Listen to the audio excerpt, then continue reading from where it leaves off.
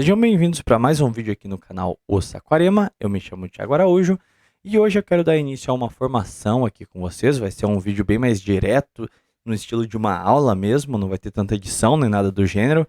O conceito aqui é o seguinte: a gente, desde os primórdios aqui do canal, fala sobre tradicionalismo, abraçou o nacionalismo, então a gente vem trazendo uma formação que vocês não encontram fora aqui do canal, pelo menos no que me é possível trazer de conteúdos que não estão sendo abordados por outros canais. Eu tento trazer aqui para vocês aquilo que considero essencial e importante. Muitos sabem, porque recentemente eu estou fazendo bastante propaganda do clube de membros do canal, que lá eu estou tocando uma série de grandes militantes católicos brasileiros do século passado. Então eu estou pegando toda a situação que foi naquela primeira metade do século XX, em que a igreja se preocupou em, de fato, formar militantes reacionários, propriamente dito, grandes expoentes, né? Na nossa série a gente está abarcando Jackson de Figueiredo, Arlindo Veiga dos Santos, Plínio Corrêa de Oliveira. Então foram grandes nomes e espero, em um futuro próximo, poder trazer mais nomes do catolicismo brasileiro para a série, poder expandir ela. Mas a grande questão aqui, esse canal aqui, desde os primórdios, como eu estava dizendo, sempre se propôs a difundir e formar, principalmente entre os mais jovens, este conteúdo tradicionalista, nacionalista. Então, como não é do ímpeto desse canal buscar o lucro por si, mas sim informar ou tentar trazer o máximo de jovens possíveis para as ideias reacionárias, eu achei de bom tom deixar essa aula aqui para o grande público, né? Caso você queira se aprofundar, queira ver mais coisas, tem aí o clube de membro. A partir de R$3 você já consegue ter acesso. Então não é nenhum absurdo para conseguir ter acesso ao clube de membros. Mas de toda forma, mesmo aqueles que não consigam ter acesso, não vão ficar de fora da formação. Aqui, logicamente, vai ser um conteúdo mais direto, sem as edições, etc. Os vídeos do clube de membros eu preparei algo especial, um pouquinho mais completo, mais bem editado, no estilo de documentário, podcast editado e tudo mais. Então vale a pena assinar, mas mesmo quem não está assinando também vai ter acesso a uma formação de nível equiparado. Então, aqui eu quero comentar com vocês os primeiros pontos sobre como culminou nesse catolicismo reacionário daquele começo do século XX. Como que a igreja conseguiu construir essas bases e qual que foi passo a passo os eventos que levaram a igreja a essa direção. Então aqui a gente tem que retomar alguns conceitos, como o das revoluções, que é muito propagado pelo Plínio Corrêa de Oliveira, a respeito, primeiramente, né, da reforma protestante, ou revolução protestante, se você preferir, porque ela traz em si a apostasia. Ela divide a Europa, o credo, a unidade da cristandade que até então existia, e abre margem para o alvorecer dos estados nacionais com mais ferocidade. Então o que eu quero dizer aqui? Muitos reis, naquele processo de alinhamento com a burguesia para fortificar o seu poder, o que nós conhecemos como absolutismo, utilizou o precedente da reforma protestante, da contestação à igreja, para formar as suas próprias igrejas. Caso maior, o anglicanismo, né? Então, foi uma válvula aberta para aumentar os poderes do poder temporal a partir da usurpação ou da negação do poder espiritual da igreja. Isso abriu margem, por consequência, para o acréscimo das relações seculares e pragmáticas dos estados nacionais em ascensão. Então, relações que seriam vistas como anticristãs de se ter com uma outra nação cristã, passaram a ser admitidos. Então, guerras imprudentes, um certo grau de interesse que aviltava até mesmo a moral cristã nas relações entre os estados, enfim. Inaugurou-se uma era de pragmatismo que até então não existia na Idade Média. Isso foi só a porta aberta para o florescimento dos ideais iluministas, né? Então, nos países que vão aderir à Revolução Protestante, você vai ver um grande aumento do espírito comercial, do espírito materialista, das ideias cada vez mais tortas no sentido de livre interpretação, podendo gestar ideias perigosas à própria concepção cristã. Caso maior disso é propriamente a Inglaterra e a Holanda, né? vão assimilar ali da cidadania, direitos para os cidadãos, por exemplo, que seguiam o judaísmo. E ali começa a se abrir margem, né, para o laicismo, para o secularismo, para as ideias iluministas florescerem, racionalismo e afins. O que acontece é que o alvorecer dessa nova era liberal, pragmática, comercial, sobretudo comercial, né, vai ensejar o iluminismo. O arauto do iluminismo, lógico, a gente vai ter a Revolução Gloriosa, vai ter a independência americana, mas não tem como dizer que o seu apogeu foi na Revolução Francesa. Então ali a gente tem um ataque frontal contra a igreja, uma perseguição anticlerical contra a igreja, e a gente tem os dogmas liberais postos através, né, dos direitos humanos, da cartilha do homem e tudo mais. O que acontece é que as ideias não vão ficar circunscritas à França, né? Em última análise, a Revolução Francesa catapulta Napoleão ao poder, que vai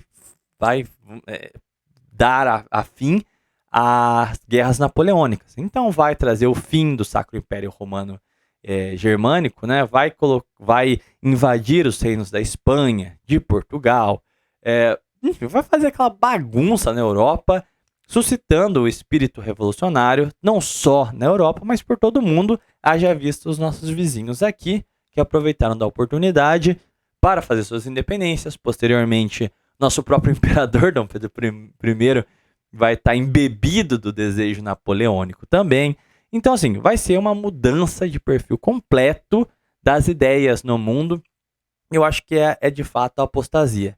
Plínio Corrêa de Oliveira, por exemplo, vai fazer a simetria, né, entre a Revolução Protestante e a Revolução Francesa. Então ele vai apontar, né, revolta contra o rei é proporcional à revolta contra o Papa na Reforma, revolta contra a nobreza é proporcional à revolta contra o clero, no sentido de igualitarismo, ninguém pode estar acima de ninguém, todos têm que ser iguais. A livre interpretação, a sola escritura é proporcional ao sufrágio universal requerido na Revolução Francesa. Enfim, você vai ver que é um grande requinte de pautas, agora aplicado não só em campo teológico, mas em campo social, político como um todo. É uma mudança da cosmovisão completa, é o aperfeiçoamento da secularização dos povos, né? O grande ponto das guerras napoleônicas é que elas incidem também no surgimento do nacionalismo de forma mais definitiva, a ideia de que se um povo existe, é necessário um Estado que a legitime. Vai trazer as noções pragmáticas de um Estado nacional.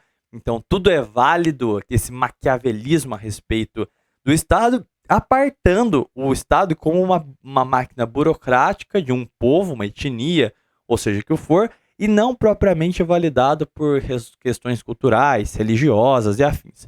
Vai ser um nacionalismo totalmente artificial, a priori.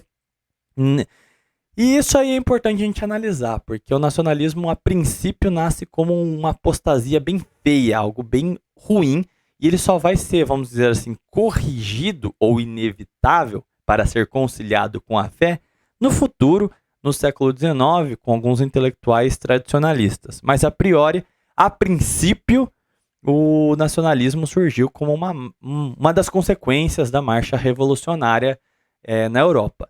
A grande questão é que isso, no século XIX, vai desembocar toda essa mentalidade, essa corrida bélica, colonial e pragmática comercial entre os Estados europeus na unificação alemã. Finalmente, a Alemanha estará unificada.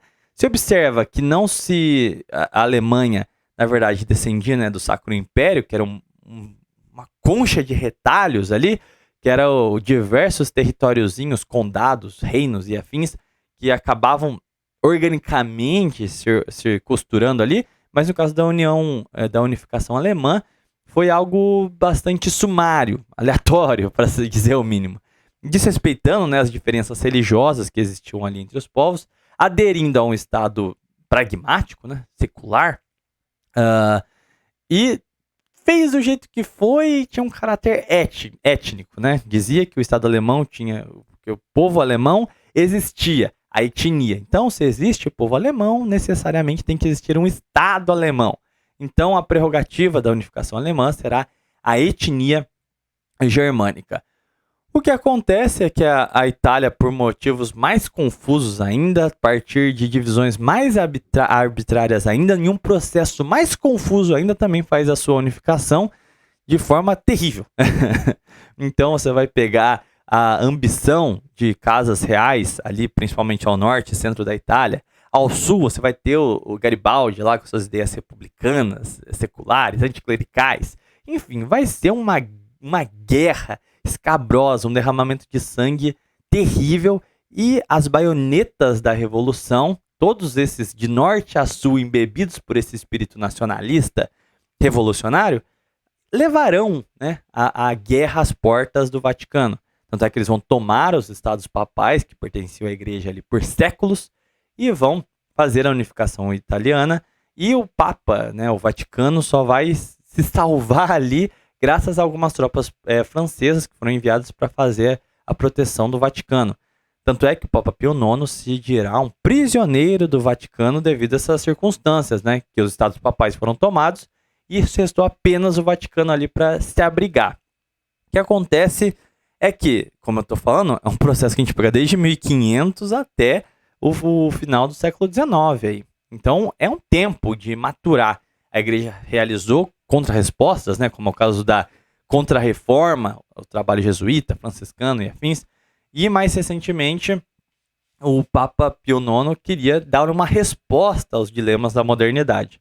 Tanto é que ele convoca o Concílio Vaticano I, só que o próprio concílio é encerrado às pressas devido às ameaças de invasão das tropas nacionalistas unificadoras italianas.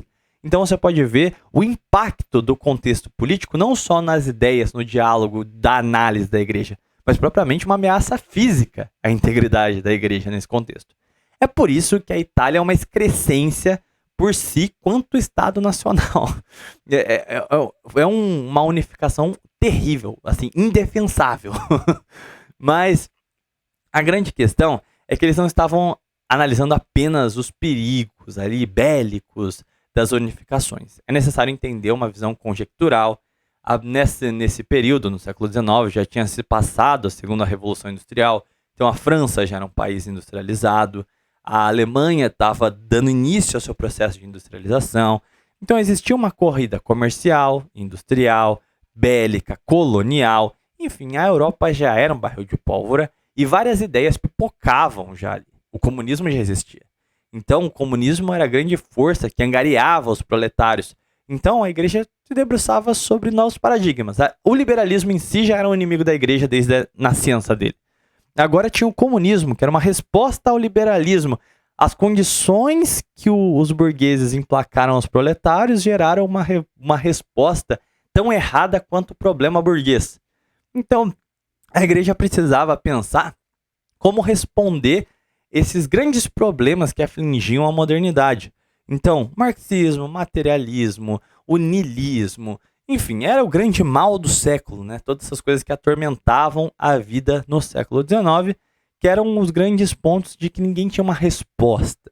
É por isso que não só Marx, mas muitos pensadores, serão os socialistas não marxistas, né? Vão pensar em como superar o capitalismo, como conciliar as massas proletárias com a burguesia, qual será o novo estágio da história. Então tinha toda essa conversa dialética no ar nos círculos acadêmicos, e é nesse contexto que a igreja também percebeu que, por exemplo, na Revolução Francesa, ter se colocado contra custou muito caro.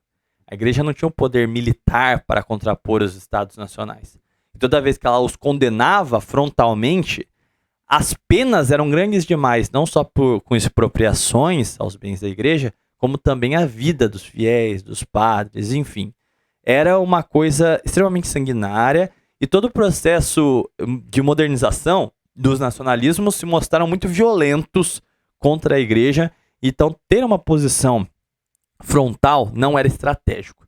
E a igreja também tinha que responder esses problemas na área da filosofia, da sociedade, da economia.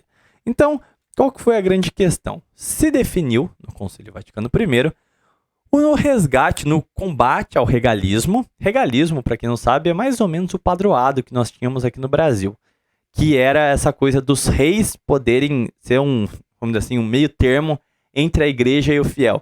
Então, o imperador, o monarca, o rei, decidia se ia acatar ou não as bulas papais e tudo mais. Isso deu um baita problema aqui no Brasil, que foi a questão religiosa. Para quem manja um pouquinho de história, sabe do que eu estou dizendo.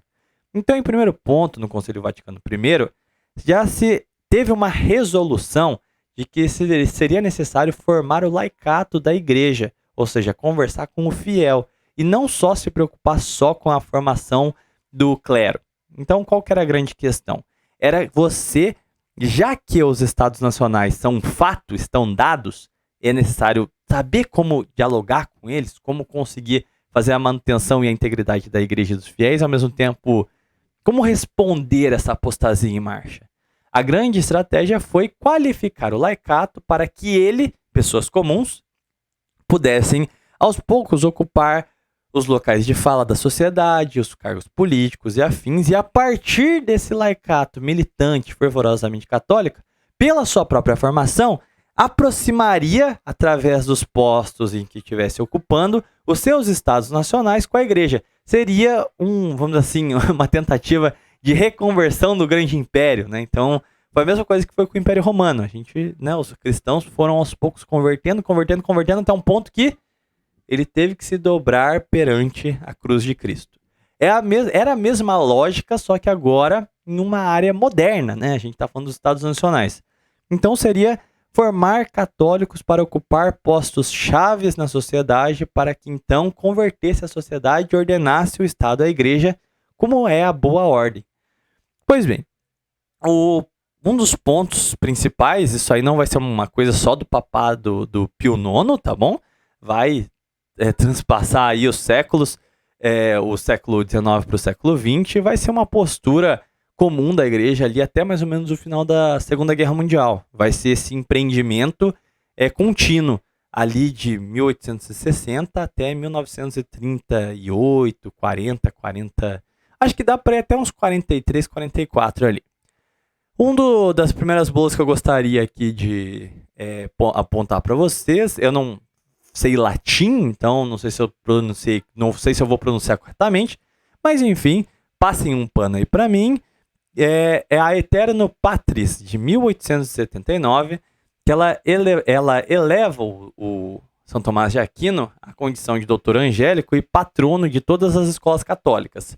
Por que isso é importante? Porque isso incentiva a devoção a São Tomás, ao estudo da sua filosofia, e a grande questão ali era recorrer à filosofia medieval, a São Tomás de Aquino, para então retratar a filosofia dele como uma resposta aos dilemas da modernidade, ao materialismo, ao niilismo, naquela dicotomia entre proletário e patrão, apresentar o tomismo como essa mola amortecedora entre as classes, em vez de aderir a um dos dois lados, apresentar um Estado católico como um regime orgânico capaz de equilibrar os dois pontos, colocar amortecedores sociais na sociedade.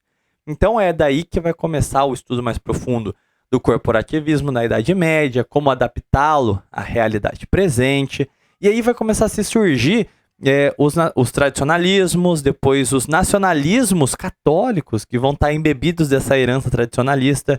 Enfim, vão começar a aparecer intelectuais e tomistas como um todo, mostrando como adaptar a filosofia aos problemas contemporâneos, como eles continuam sendo uma resposta aos dias presentes. Então isso foi muito importante, essa Aeterno Patris, justamente para estimular o surgimento destes intelectuais estudiosos do tomismo. Isso vai ser muito importante aqui no Brasil. Nós tivemos uma grande elite acadêmica tomista no início do século. Então, realmente, é que quem não está habituado pensa, qual que é a real penetração dessas ações de uma bula papal na realidade prática. De fato, influiu, e porque isso mexe em todo o ordenamento da igreja e, nesse caso, das escolas católicas, ou seja, estimula um tipo de formação específica naquele período. Seguindo aqui, nós temos a Iuturnum Illudi, de 1881, que reconhecia as autoridades justas mediante a aclamação dos povos e ao respeito à liberdade de pregação. Ou seja, como eu disse, a igreja não estava mais disposta a brigar com os estados seculares. Não tinha mais, naquele período, como fazer frente a tudo isso. Os estados caíram em apostasia, não tinham mais armas para conseguir contrapor essa revolução em curso. Então, o pensamento primário era se defender para poder pensar no contra-ataque. Qual que vai ser a defesa? Vamos garantir a nossa integridade física primeiro. Então, tudo bem, aquele estado ali apostatou, é um estado laico e tudo mais.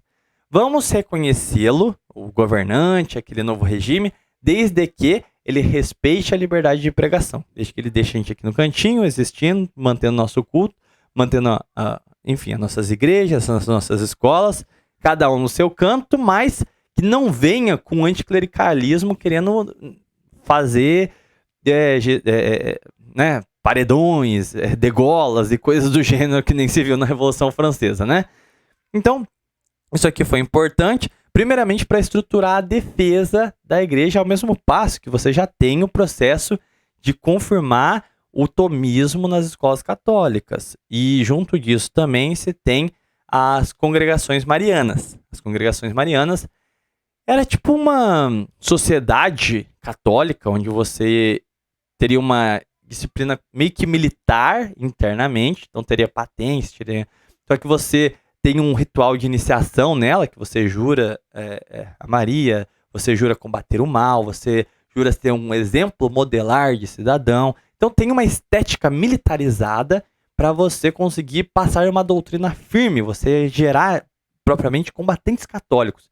E crianças a partir de 11, 12 anos já poderiam ser iniciadas nessas congregações marianas.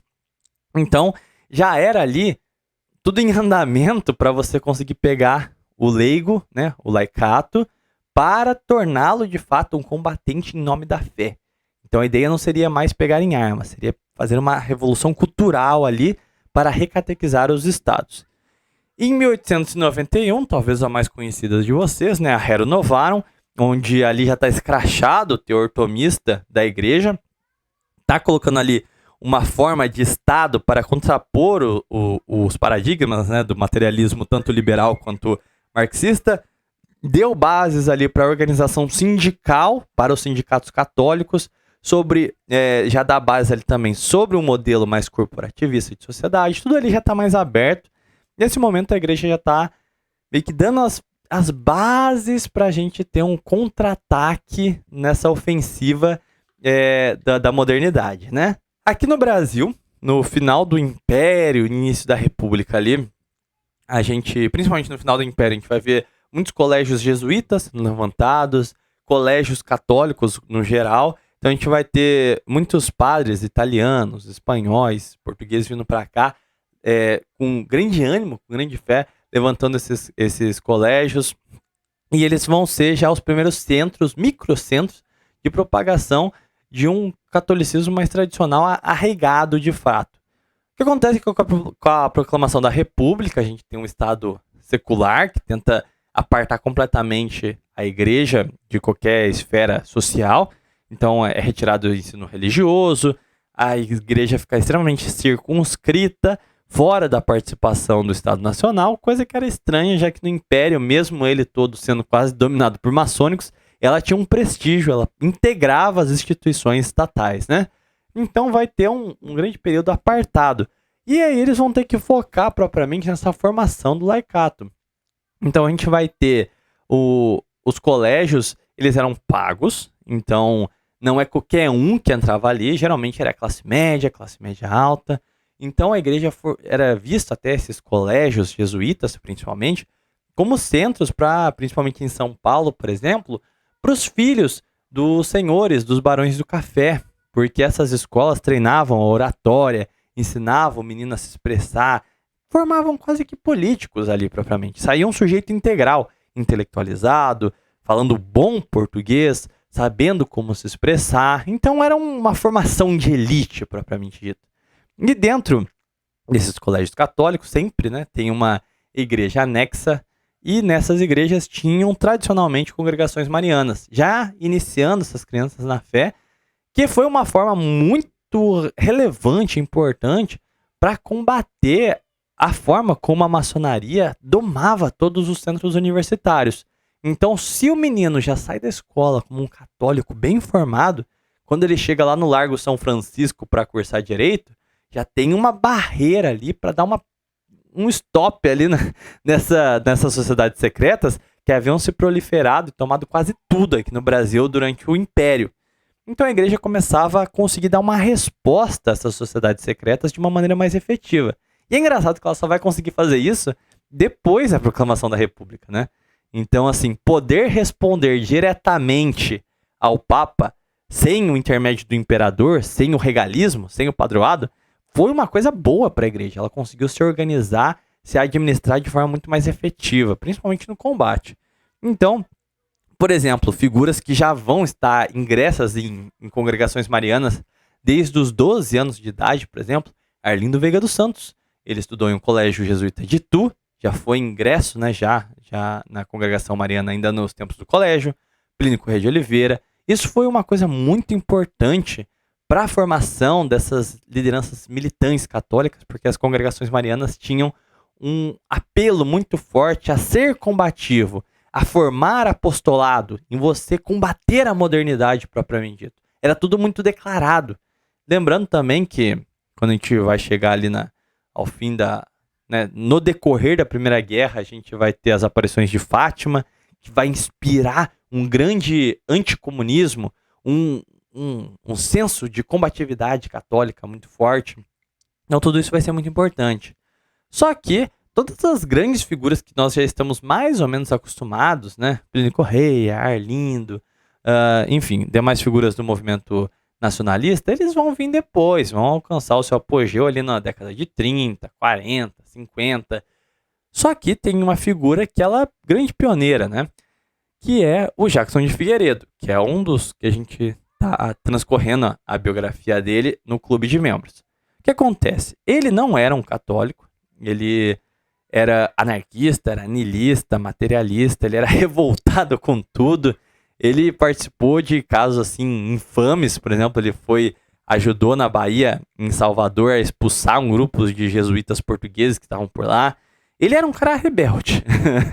Ele só foi mudar de postura durante após a sua formação, quando ele foi para o Rio de Janeiro. Não vou entrar em detalhes aqui sobre a persona do Jackson de Figueiredo, mas um momento importante foi a Carta Pastoral de 1916, do bispo de Olinda e Recife, né? O então Dom Sebastião Leme. Ele deu uma cobrada na sociedade como um todo, falou, a gente é a maioria católica aqui, o Estado é laico, mas o povo é católico, e como pode um país de assim, maioria absoluta de católicos não ter qualquer representatividade em área de Estado? Que católicos somos nós que não estamos fazendo o nosso papel, não estamos sendo combativos, adentrando a máquina do Estado, fazendo pressão em nossas autoridades? Por que a gente é tão complacente com o que aí está? Esse puxão de orelha e essa cutucada no indiferentismo virou uma chave no Jackson de Figueiredo, que já tinha deixado seus posicionamentos seculares. Quando ele entrou em contato com Farias Brito, no Rio de Janeiro, ele começou a ter um lado mais espiritual, mas ainda não tinha se convertido propriamente. Mas a partir dessa carta, ele começa o seu processo de conversão, que vai acabar lá em 1918, ele contrai a gripe espanhola, ele já trocava cartas, né, com o Tristão de Ataíde. Então, é ali que ele se converte de fato. E toda aquela fúria aguerrida que ele tinha quanto um militante secular, ele agora empenha toda aquela força para uma militância católica, para a formação de apostolado. Então, ele vai, em pouquíssimo tempo, se tornar uma referência de militância mesmo. Ele vai continuar muito próximo do Dom Sebastião Leme, ele vai ter um acompanhamento legal de parte do clero, ele vai escrever em jornais católicos, ele vai começar a fazer uma militância extremamente ativa, que é muito clara na literatura católica. Todos dizem, né, que a sua militância ecoava do sertão ao litoral, recrutava almas e mais almas. Não dá para ter a gente não consegue ter uma noção hoje em dia, porque nessa época a gente não tem vídeo, a gente não consegue ter uma dimensão real de o quão forte foi essa militância dele. Mas foi algo que mudou completamente a forma da militância católica. Então, a gente pode até dizer que ele é o primeiro leigo, ou seja, uma pessoa que não é padre, que não é bispo, que não é nada do gênero, é só um leigo comum, que conseguiu se tornar essa grande liderança nacional do catolicismo, reconhecida por a sua combatividade, a sua acidez, a sua figura de polemista. Tanto é que, dentro deste período em que ele já está convertido, ele começa a se inserir no debate sobre o nacionalismo. Então, o nacionalismo que até então era uma coisa ligada ao romantismo, muito capturada pelo positivismo, né? Principalmente no Rio Grande do Sul. Então, ele consegue adentrar esse debate sobre a nacionalidade e começar a mudar a tonalidade. Assim, ó, esse antilusitanismo de vocês não faz muito sentido. Esse anticlericalismo de vocês não faz muito sentido. Ele começa a dar, de fato, a angulação correta de um nacionalismo brasileiro, tendo de ser católico por essência. Que é, lógico, a posição única que faz sentido analisando a história do Brasil. Então, ele começa a adentrar não só como um militante católico, como um militante nacionalista. Um ano importante na sua vida vai ser em 1921, que vai ser tanto o ano de fundação do jornal A Ordem, que ele vai escrever para lá, e vai ser um grande, talvez o maior jornal da época, de jornais católicos do Brasil. Talvez ele tenha sido o principal, onde ele vai ser um grande polemista ali. Você vai conseguir encontrar diversos textos dele, os mais emblemáticos. Ali ele está no auge da sua maturidade política, diria eu. E também, no mesmo ano, ele vai publicar o seu livro do Nacionalismo na Hora Presente. Ele vai trazer todas as contradições em torno do nacionalismo de até então. E ali ele vai começar a rebater os argumentos do anticlericalismo, sobre como o brasileiro deve analisar o elemento português para o seu nacionalismo, já que, né, a afirmação de um Brasil só existiu a partir da independência. Então foi necessário um certo apartamento dos portugueses. Mas como que a gente vai conciliar o reconhecimento da herança histórica que eles nos deixaram, mas ao mesmo tempo longe no sentido de que a gente não quer integrar mais o reino ali? Então ele vai trazer essas linhas muito minuciosas de como o nacionalismo deve se portar. E também outras questões sobre qual as discussões que existiam, acho que de maneira mais sucinta aqui eu posso resumir assim: as discussões controversas em torno do nacionalismo brasileiro, os movimentos que até então existiam e as suas principais figuras. Então é até difícil de ler em alguns momentos e falar quem que é esse cara que ele está citando, que debate é esse que ele está falando. Você tem que ir lendo para você ir entendendo e digerindo exatamente o teor da discussão ali. Mas é um movimento, é um livro muito importante, porque é quase que um marco do nacionalismo moderno que nós entendemos por nacionalismo hoje. Então eu diria que é uma obra que é no sentido de antes e depois. O nacionalismo e o catolicismo brasileiro antes do nacionalismo na hora presente, e depois ele muda completamente. E também a partir de 1921, já é escancarado, né? Ele se define como nacionalista, como um católico e como um reacionário, que combate o indiferentismo, que rebate o mal do século. Então, ele já está formado seu pensamento propriamente com muito mais força. E no ano seguinte é que vem a sua obra final, que é em 1922, o Centro Dom Vital, que vai ser o expoente do catolicismo no século XX. É dali que vão surgir as grandes lideranças, é dali que vão surgir o apostolado assim, espalhado com essa mesma fervorosidade do laicato que a gente viu no Jackson, em diversos outros pontos do Brasil. Então o Centro Dom Vital, ele vai estar no Rio de Janeiro, vai abrir sede em São Paulo, vai ter um diálogo muito presente com as congregações marianas. O Jackson vai ser meio que um ícone, uma liderança de vanguarda para todo militante católico, vai querer seguir aqueles passos. Então ele vai tocar profundamente o próprio Plínio Corrêa de Oliveira durante seus anos na faculdade. O Arlindo Veiga dos Santos vai ter contato com a literatura de Jackson. Enfim, todo expoente católico que você vai estudar desse período no Brasil vai ter como referência o Jackson de Figueiredo.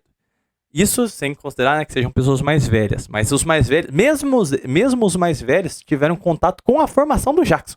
Então ele vai ser uma figura central para a gente entender o catolicismo no século XX. O Centro Dom Vital tem um outro ponto, que eu acho que é interessante a gente observar também, que ele nasce em um ano muito emblemático. 1922, Semana da Arte Moderna. Então a gente vai ver o nacionalismo naturalista nascendo, então a gente vai lá ver o movimento verde e amarelo, Cassiano Ricardo, Menotti Del Pitta, Plínio Salgado, pensando ali no nativismo, em como representar um pensamento autenticamente brasileiro. Do outro lado a gente vai ter o modernismo, né? Isso em cenário artístico. Em cenário político a gente vai ter a fundação do Partido Comunista Brasileiro. Então vai ser de fato marxismo em terras tropicais, propriamente dito. Então, também, né, ano de grandes convulsões tenentistas. 2 anos depois, em 24, vai ter a grande guerra civil em São Paulo, de cunho tenentista. Então, é um momento em que as ideias enfervesciam. O regime, a República Velha, já não podiam mais tomar conta dessa efervescência, dessa modernidade em ascensão no Brasil.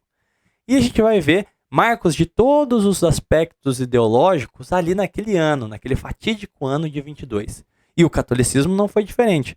Vamos dizer assim, o expoente moderno do catolicismo seria o Centro Dom Vital. Não moderno na conotação política, mas numa conotação cronológica mesmo, de estar no tempo presente. Ele vai ter uma característica reacionária, combativa, tradicionalista como essência, como foco da sua militância. Formar cada vez mais centros, mais apostolados para militar e tomar o Estado brasileiro.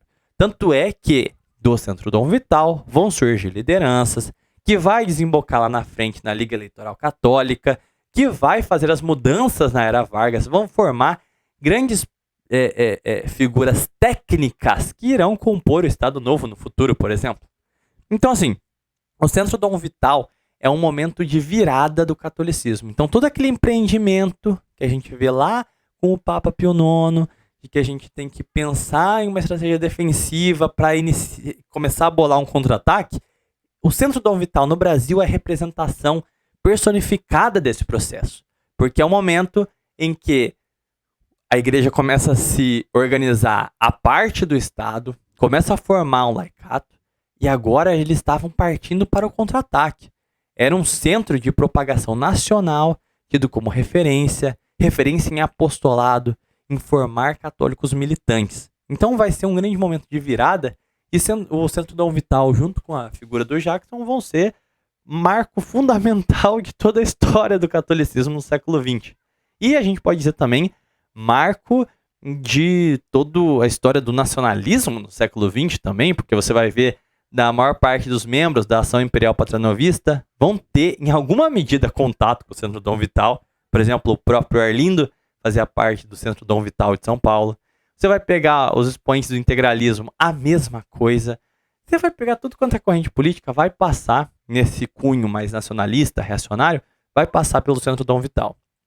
Lógico, após a Segunda Guerra, a gente vai ver a ascensão da esquerda católica.